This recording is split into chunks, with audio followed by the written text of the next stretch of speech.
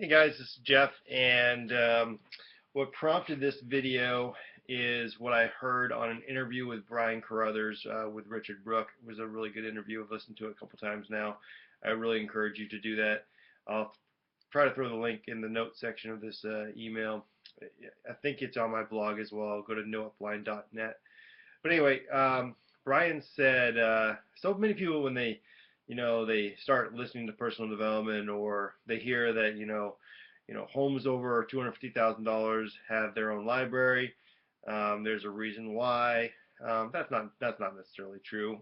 Someone's just obviously making that up. The point is that you can be rich and successful by obviously reading books. And someone did correct me. I think Tom Hopkins corrected me on this one. He says I said all readers are leaders, and he says that's not true. And he goes, all leaders are readers, though. And Brian Carruthers on that interview, he says, so what if you have 1,000 books in your library? And I'll be honest with you, that was one of my goals, is to have 1,000 books in my library. And I started just acquiring books, and I didn't really read all the books that I acquired.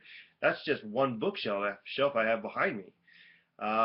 Anyway, so he says, and then I once heard that Jack Canfield was interviewed, and he says, if you could start it all over again, what would you do differently? He said, I would take the approach that Bob Proctor took, and Bob Proctor basically just mastered two books actually, Think and Grow Rich, and from another guy that I don't really know the name. So I'm here to tell you, why not just master one or two, maybe three books, but just master them, read them 8 or 10 or 15 times, or read them once a year. And Tom Hopkins used to always say, champions go back to the basics once a year. That's why they're a champion. And as you can see here, this is the book that really influenced my life. It's called The 7 Habits of Highly Effective People. I read that in my 20s, and it had a profound difference in my life. And some people can't get through this book. And I'll be honest with you, I didn't like hearing Stephen Covey speak in person, but the book is 10 times better. So I'd recommend finding a book and sticking with it.